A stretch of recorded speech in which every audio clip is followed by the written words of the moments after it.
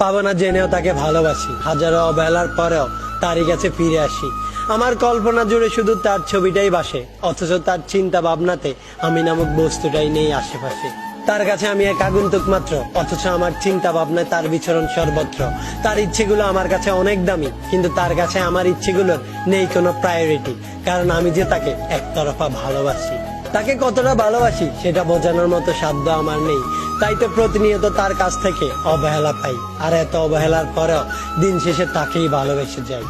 ভালোবাসি অনেক, কিন্তু তা প্রকাশ করতে লাগে ভয়, যদি আবার তার কাছ থেকে অবহেলা পেতে হয়।